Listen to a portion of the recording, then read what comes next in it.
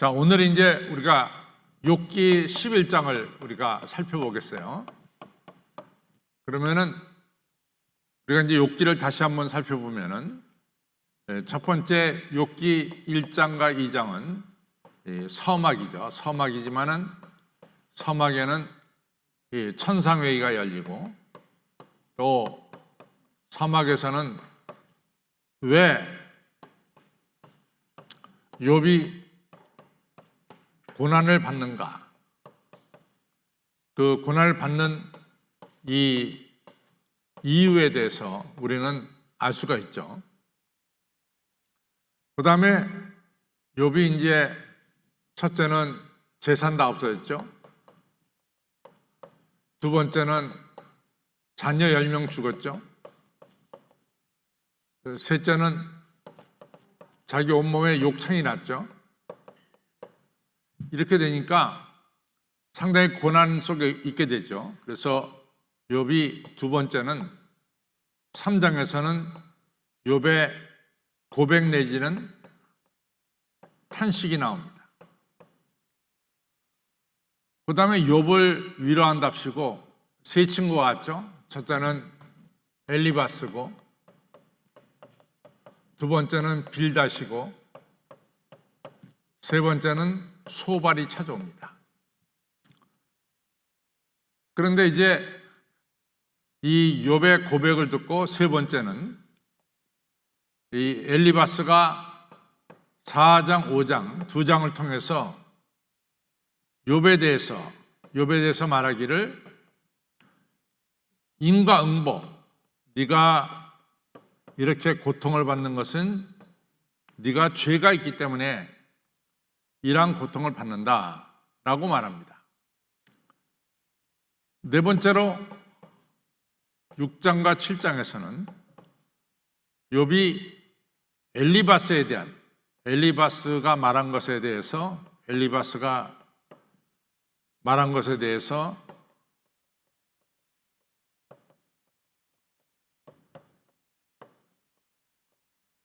답을 하는 거죠.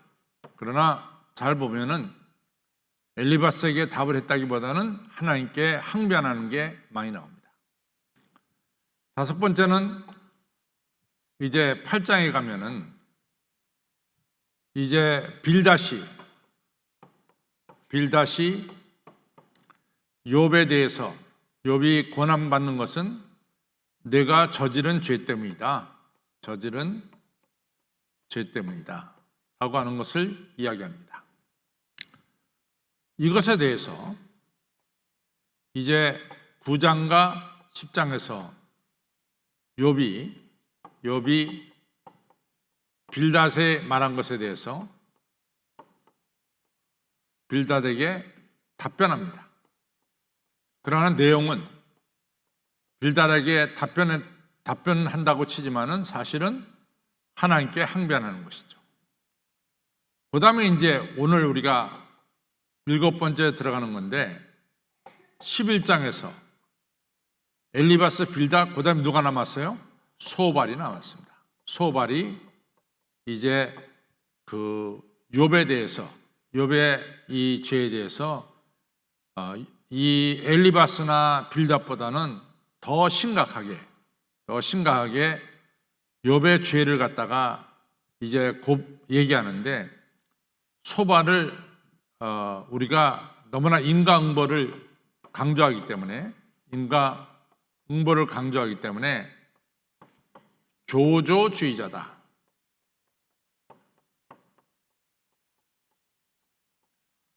우리가 이제 살펴보겠지만은 소발의 첫째는 엘리바스와 빌닷보다도 더 욥의 고난에 대해서 공감하지 않습니다. 여기엔 국률도 없어요. 또 소발의 이제 이야기 중에는 욥이 현재 받고 있는 고난은 그가 저지른 죄에 비하면은 경하다, 가볍다, 경하다 이렇게 얘기합니다. 그러니까 정말 욥이 뒤집어질 만한 얘기죠. 자기가 고난받아서 나는 살기보다는 죽기를 원하는데 얼마나 고난이 심했으면은 자기가 사는 것보다 죽는 것을 택하고 있는데 그러한 욥의 현실을 보면서 너는 저지른 죄보다 지금 받고 있는 벌이 경해 이런 식으로 얘기하니까 이거는 욥에게 있어서 보통 상처를 주는 말이 아니겠죠. 그래서 이제 다음 주부터 우리가 생각하는 것은 우리가 이 12장 그 다음에 13장에서 욥이 소발에 대해서 답변을 합니다. 그래서 한 세트가 끝나요. 한 세트가. 그렇죠. 한 세트가 끝나죠. 엘리바스가 얘기한 것 욥이 답변하고, 빌닷이 얘기한 것 욥이 답변하고, 소발이 이야기한 것 욥이 답변하고, 이게 한 세트죠. 이 세트가 내가 몇 번 간다 그랬죠? 4번 갑니다. 4번 가면은 이제 욥기 42장이 끝이 나는 거예요. 그래서 오늘은 소발이 욥에 대해서 이야기한 것을 좀 살펴보면서 우리가 오늘 하나님이 우리에게 주시는 말씀을 좀 생각해 보죠. 욥기 11장으로 갑니다.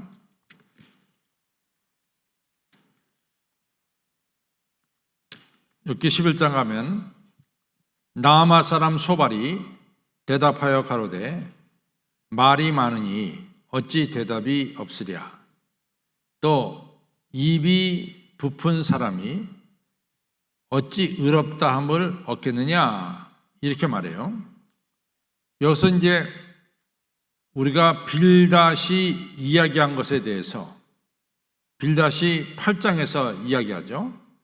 빌닷이 이야기한 것에 대해서 욥이 9장 10장을 통해서 이야기를 합니다. 그걸 보면서 소발이 사실은 빌닷은 한 장을 얘기했는데 이 욥은 대답하기를 9장 10장 2장에 걸쳐서 얘기한단 말이죠. 너 말이 너무 많어. 너 말이 많어.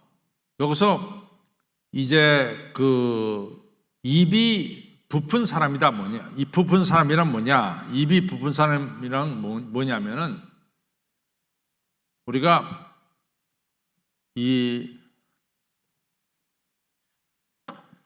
말을 할 때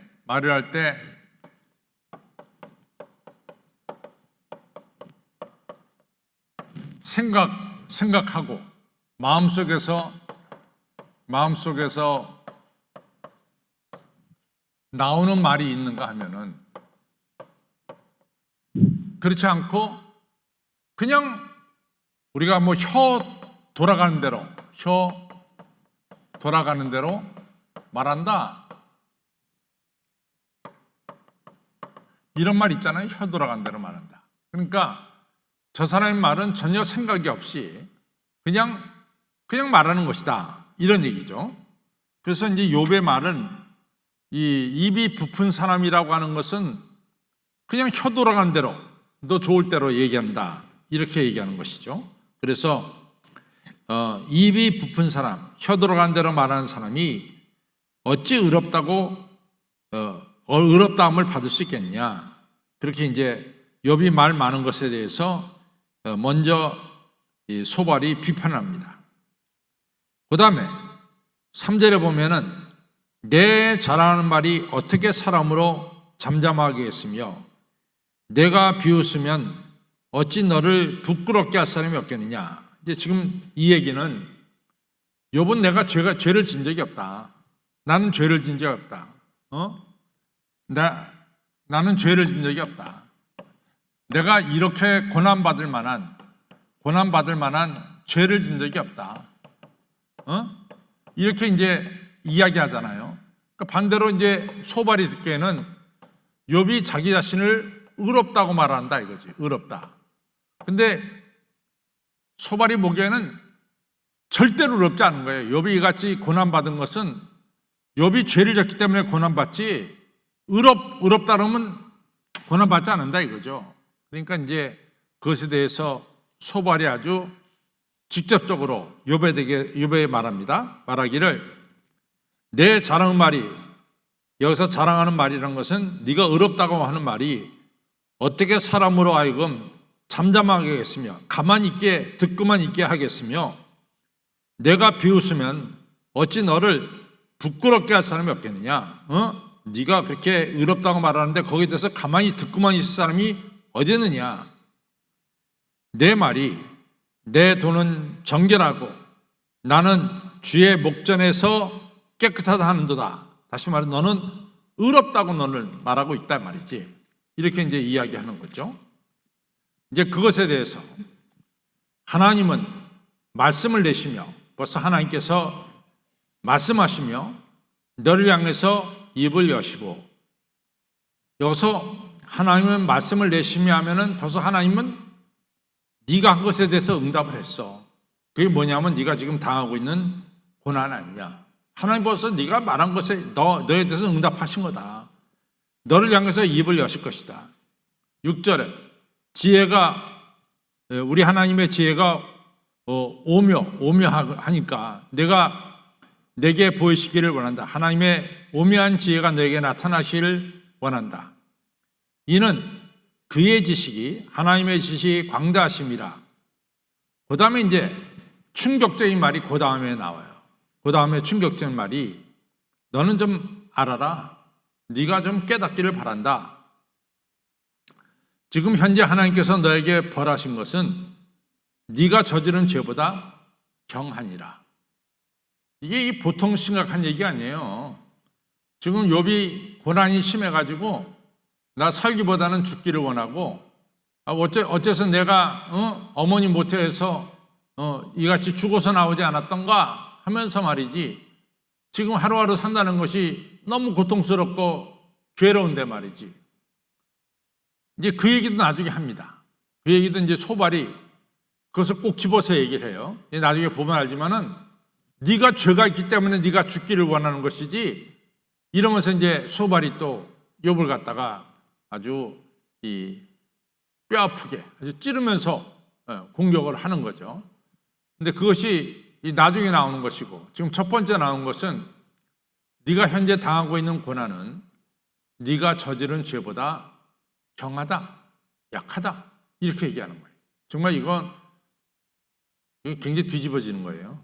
왜냐하면 아이고 너무 고통스럽겠네, 아이고 너무 아프겠네, 이렇게 이야기해도 시원치 않을 판인데 말이죠.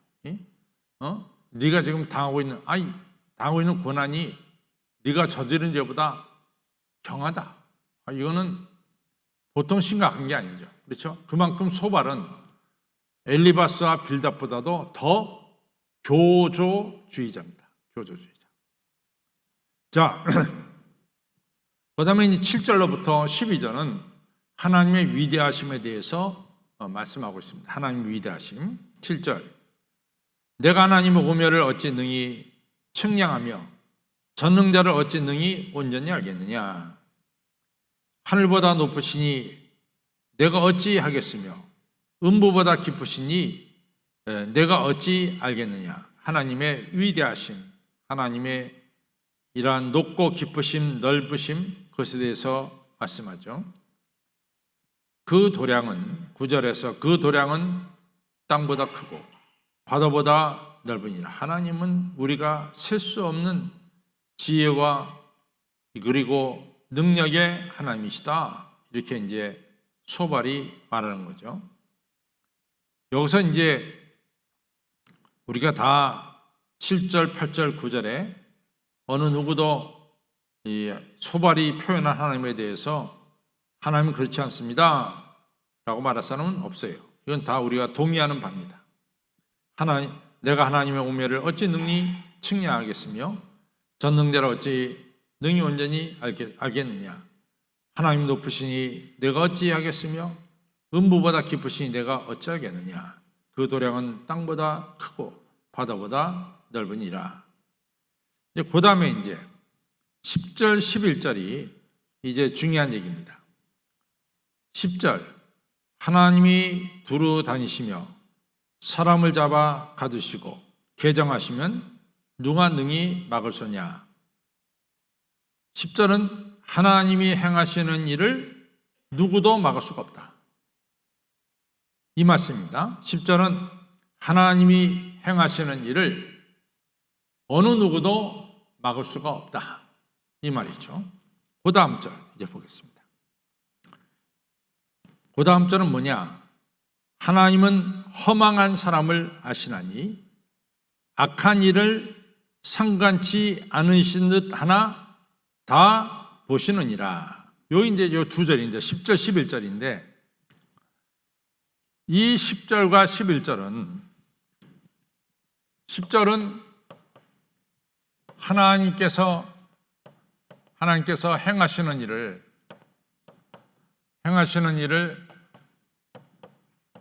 누가 막겠느냐? 누가 막을 수 있느냐? 하나님께서 행하시는 일은 누구도 막을 수가 없다 그거죠. 욥도 그 얘기를 했어요. 욥도 이 얘기에 대해서는 지금 소발하고 욥이 똑같습니다. 하나님이 행하시는 일은 누구도 막을 수가 없다. 이거는 동의해요. 근데 욥이 하나님에 대해서 항변하면서 하나님은 죄 지은 자도 심판하시고 하나님은 의로운 자도 지금 심판하십니다. 이 얘기는 하나님은 죄 지은 자 물론 심판하시죠. 그런데 제가 뭐 그렇게 큰 죄가 있다고 저까지 심판하십니까?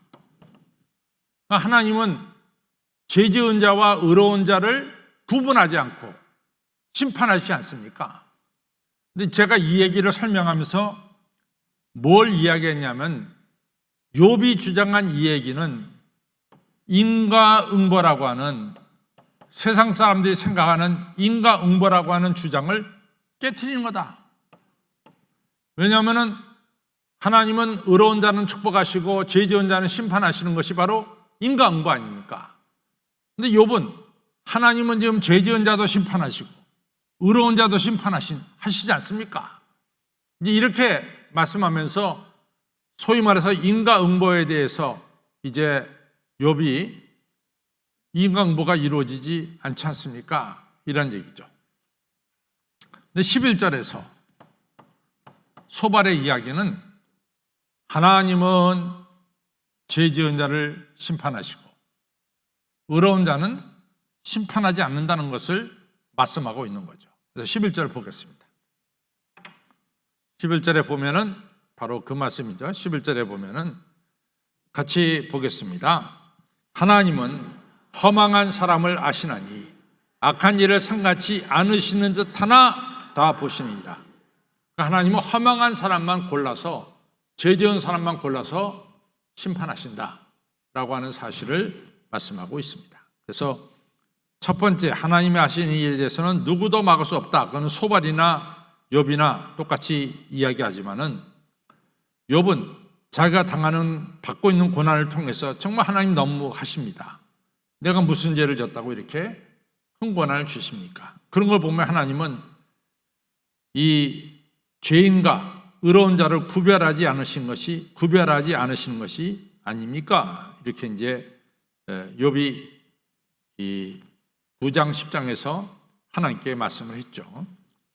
자, 그 다음에 이제 12절은 이게 좀 우리나라 이 성경 번역이 조금 잘못됐어요.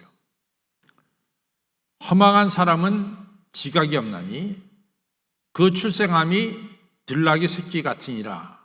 이렇게 이제 얘기했는데 여러분들 이걸 어떻게 이해가 돼요? 허망한 사람은 이 변화되지 않는다는 거예요. 허망한 사람은 죄 있는 사람은 끝까지 이같이 이 변화되지 않는다. 이런 뜻으로 얘기한 거고 그 다음에 그 출생함이 들나귀 새끼 같다. 들나귀가 사람을 새끼로 낳을 수 있을까요? 없을까요? 절대로 못 낳죠. 그와 똑같이 허망한 사람은 변화되기 어렵다. 이런 뜻이에요. 그렇죠? 그래서 12절에 보면은 허망한 사람이 지혜롭게 된다는 것은 불가능하다. 그것은 마치 들나귀가 사람을 낳는 것과 같다. 그래서 나중에 여러분들 영어 성경을 가지면은 여기서 그 확실하게 이 이야기를 하고 있습니다. 그래서 마치 와일드 동키가, 이 와일드 동키는 들나귀죠. 들나귀가 사람을 낳는 것과 같다. 이렇게 이제 영어 성경은 이야기하고 있으니까 허망한 사람이 지혜롭게 된다는 것은 불가능하다. 이렇게 얘기하는 거죠. 자, 13절로부터 20절은 이제 욥에게 회개를 촉구하는 얘기입니다. 만일 내가 마음을 바로 정하면, 네가 회개하면은 주를 향하여 손을 들고 회개할 때 14절 내 손에 죄악이 있거든 멀리 버리라. 너 죄가 있거든 회개해라. 불의가 다시 내 장막에, 네가 기거하는 장막에 거하지 못하게 해라. 네가 이렇게 회개하면은 15절 그리하면 내가 정녕 흠없는 얼굴을 들게 되고 굳게 서서 두려움이 없으리니 곧 내 환난을 잊을 것이라. 네가 지금 당한 환난을 추억한다 할지라도 다 잊어버릴 것이다. 내가 추억할지라도 물이 흘러감 같을 것이며 다 잊어버릴 것이다. 17절 내 생명의 날이 대낮보다 밝으리니 어둠에 있다 할지라도 아침과 같이 될 것이요 네가 회개하는 날에는 어둠은 물러가고 빛이 비칠 것이다. 18절 내가 소망이 있으므로 든든할지며 두루 살펴보고 안전히 쉬리라. 네가 회개만 하면은 네 마음속에 소망이 생기고 그 다음에 네가 안전하게 갈 것이다. 어느 정도로? 19절에 내가 누워서 무방비 상태에 있다 할지라도 너를 두렵게 할 자가 없겠고 많은 사람이 내게 첨을 들이라 네 편에 서리라. 여기서 첨을 들이라는 것은 네 편에 설 것이다. 20절 그러나 악한 자는 눈이 어서 도망할 것을 찾지 못하리니 그의 소망은 기운이 끊어짐이라. 아까 제가 이 욥기를 설명하면서 이런 얘기를 했어요. 이 소발이 욥에 대해서 여러 가지로 공격했는데 두 가지 날카로운 공격을 한 것은 하나는 욥, 네가 현재 겪고 있는 고난은 네가 저지른 죄보다 경하다. 이것이 이제 첫 번째고, 두 번째 지금 죽기를 원한다는 것은 네가 죄가 있다는 증거다. 이런 얘기를 제가 했어요. 그게 바로 20절입니다. 20절을 보면은 그러나 악한 자는 눈이 어두워서 도망할 것을 찾지 못하리니 그의 소망은 기운이 끊침이니라. 이게 뭐예요? 그의 소망은, 죄 지은 자의 소망은 죽음을 바란다. 이런 얘기를 하게 되는 거죠. 그럼 우리가 여기서 이제 잠깐 다시 한번 우리가 넘어갈 것은 욥이 고난받는 이유가 뭐죠? 이유는 욥이 고난받는 이유가 뭡니까? 지금 우리가 욥기를 공부하는데 욥이 고난받는 이유가 뭐죠?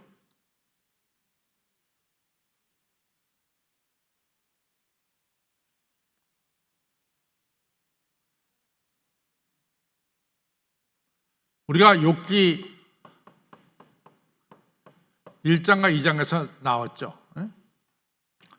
욥이 천상회의를 하는데 하나님이 천상회의를 주관하죠. 하나님께서 말씀합니다. 야, 욥처럼 경건하고 의로운 사람이 세상에 있느냐? 이렇게 이제 얘기했단 말이죠.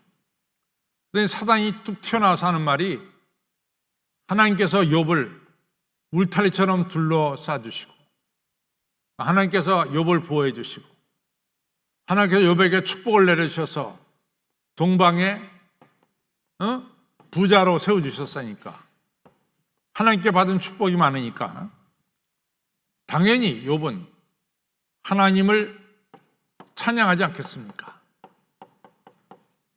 근데 지금 사단이 하는 말이, 만약에 하나님께서 욥에 둘러싸고 있는 울타리를, 하나님의 울타리가 제거되고 하나님 내려주신 이 축복을 빼앗아가면은 틀림없이 욥은 하나님을 대적할 것입니다. 여러분, 사단이 뭡니까? 사단이 뭐죠? 의미가 하나님을 대적하는 자입니다. 사단은 하나님을 대적하는 자예요. 따라서 욥에게 있는 축복을 하나님께서 다 걷어가시면 욥은 하나님을 대적한다. 이 얘기는 뭐예요? 사단이 된다는 얘기예요. 사단이. 그렇죠? 근데 하나님 뭐라고 말씀합니까? 내 종 욥은 그런 사람이 아니다. 내 종 욥은 그런 사람이 아니다. 내 종 욥은 무슨 축복이 있어서, 축복을 받아서 하나님을 찬양하고, 축복이 떠나면 하나님을 대적하고, 이런 사람이 아니다, 욥은. 그러니까 사단이 우겨요. 그렇지 않다고 말이지. 그러니까 하나님이 첫 번째는 재산만 없어지는 허락을 합니다. 그래서 아시다시피 재산 다 없어지죠. 아들, 딸 10명 죽죠. 욥의 이같이 재산 다 없어지고 아들, 딸 10명이 죽었어요. 그래도 욥은 뭐라고 말합니까? 주신인 하나님이시고 걷어가는 하나님이시고, 내가 빈손 들고 왔으니까 빈손 들고 가리오다. 욥이 입으로 범죄치 아니하더라 그랬어요. 그러니까 사단이 얘기한 게 진 거죠. 사단이 그 다음에는 이제 두 번째로, 만약에 하나님께서 욥의 몸에 상처를 주시면 욥은 틀림없이 하나님 대적할 것입니다. 그러니까 하나님이 좋다. 욥의 몸에 상처를 주는 걸 허락하지만은 욥의 생명은 네가 건들지 말아라. 그래서 욥의 온몸에 욕창이 나죠. 그래갖고 욥은 이 기아장으로 몸을 긁게 되고 욥의 아내는 욥을 버리고 떠납니다. 그때 욥은 뭐라고 말하냐? 내가 하나님께 축복도 받았으니까 하나님께 내가 이같이 어려움도 겪지 않겠느냐?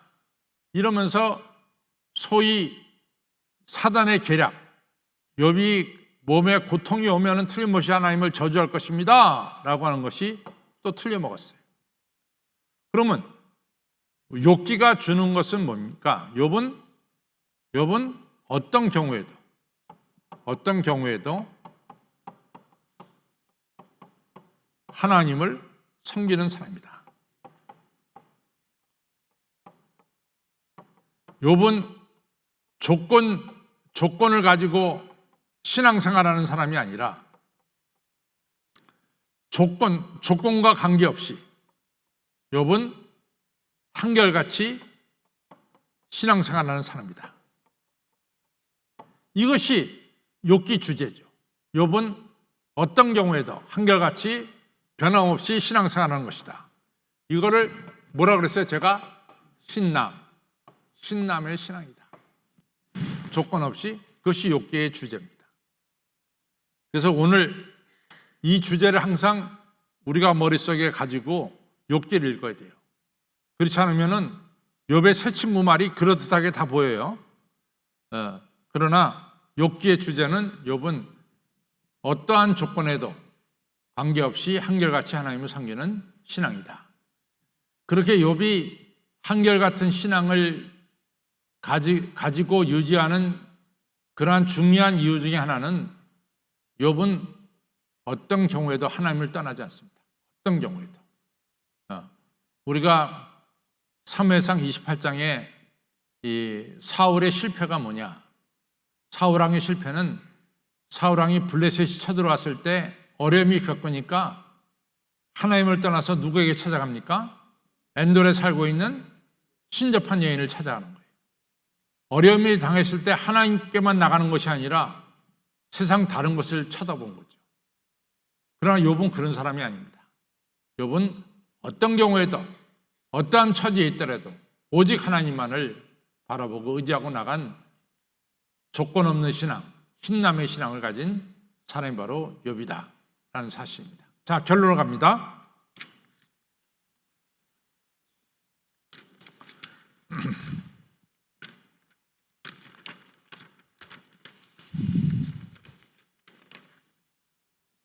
결론 같이 있습니다. 시작. 욥의 세 번째 친구 소발은 욥의 고난에 동감하지 못합니다.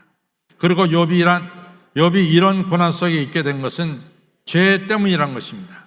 그러나 욥이 회개하면 회복될 것이라고 말했습니다. 여기서도 욥의 친구들은 욥을 볼 때 피상적으로만 보고 인과응보만을 주장하는 것입니다. 그러나 하나님은 왜 욥이 고난 속에 있는지 아십니다. 그것은 욥은 어떠한 경우에도 하나님만 바라보는 것입니다. 즉 욥의 신앙은 조건적인 신앙이 아니라 무조건적인 신앙, 신남, 그리고 하나님께서는 욥의 고난 속에서 하나님의 뜻을 이루어 가십니다. 그래서 욥기 42장에 보면은 하나님이 욥의 세 친구들이 니네들이 말한 것이 잘못됐다 분명히 말씀합니다. 그리고 욥을 베나드한 축복을 내려주시죠. 자, 다시 결론을 갑니다. 성도 여러분, 시작. 성도 여러분, 이처럼 고난의 때 주변에서 큰 도움을 받지 못할 때가 있습니다. 그러나 우리가 전능하신 하나님을 바라보고 의지할 때 하나님께서 우리를 만나주시고 회복시켜 주시고 축복해 주시는 것입니다. 믿습니까?